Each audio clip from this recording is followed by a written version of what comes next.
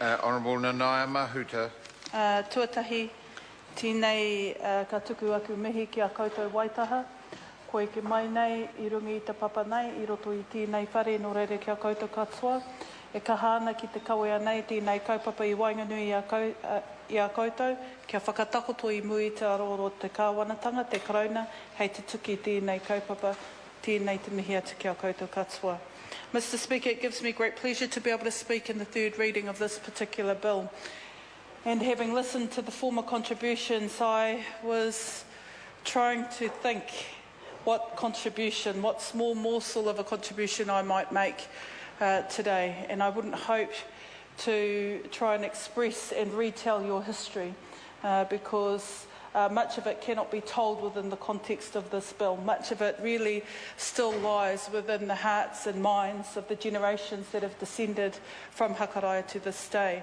But we share a common thread, and the common thread goes back to the 1860s, back to a time when our ancestors were labelled with the current lexicon of that day as rebels.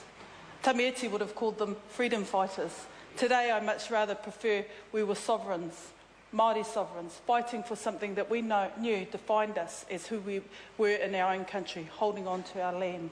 So I share that connection to the extent that the label and classification of rebels, which from Hakaraia's time down, I think, provided a bit of a stigma. And I can say that because I went to school not so long ago when the history books only told one side of the story. And in that story, they said why Waikato were rebels. And then what that had, the effect that had within the classroom was that every Pākehā child in my classroom stigmatised my value and my worth and the history that I was told from my ancestors because the history book said we were rebels. I'm pleased that there are young people here today because what this bill does is it shines Waitaha's light on a dark day in history, that the colonial government had created some very dingy and suspect dealings towards our people. And as Māori sovereigns who fought for our lands, who fought to retain what we had, who fought to ensure that nobody could critically take away what belonged to us, today some part of that poor history has been redressed. So what it's done is it's shone Waitaha's light on the Crown's dark day in history that they created. What it's also done, though, is it's enabled the light to shine out, because this is an intergenerational settlement. And when I read the terms of the settlement in terms of the endowment for education, the redress in terms of restoring a ki marae for your people, the redress in terms of establishing the endowment fund and all of the statutory acknowledgements, your financial and commercial redress, all that in total sum is by some small measure an opportunity to say to the next generation, hey, when people said your tupuna were rebels, don't you believe it? You fought, your tupuna fought for what they knew was right so that you would have two legs to stand on in your own rohe and in your land. And I am without a doubt assured by the fact that because there are so many young people here today, your history has been carried quite proudly within your people. Now we have an opportunity to open that history up to the rest of New Zealand. And it's an important thing to do, as the former speaker before me said, because once stories are told, once history is corrected, then New Zealand can walk forward into a proud future that says, hey, we're trying to do things a bit better, we realise hurt was caused in the past, but reconciliation begins with acknowledging that damage was done in the past and it was wrong.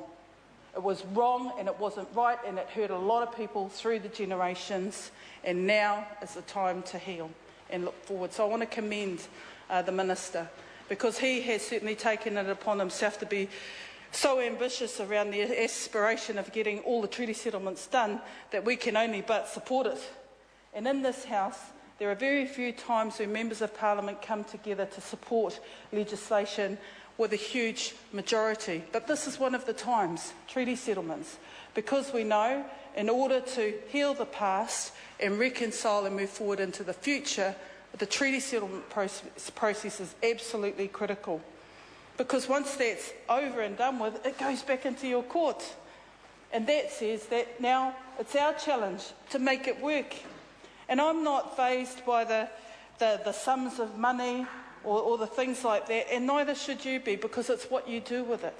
It's what you do with it. And if a story of treaty settlements can be told within New Zealand around our collective experience, no matter what sum of money you're given, it's actually what you do with it. It's how your people grow, how you prosper, how you ensure an intergenerational perspective to opportunities going forward. It's going to be how we as iwi collaborate.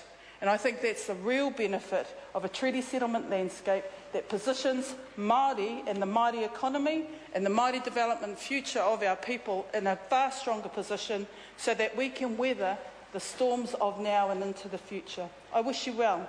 I wish the young people well, and remember this day. Remember this day because it's a day that your tūpuna, your kaumātua that are here with you, have given you the opportunity to look forward, unencumbered by the heaviness of the past. I wish you well because now is the beginning of another journey and an opportunity.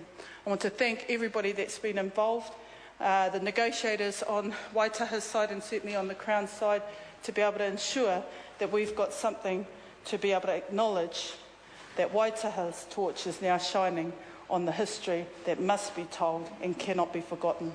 Kia ora koutou katoa. David Clendon.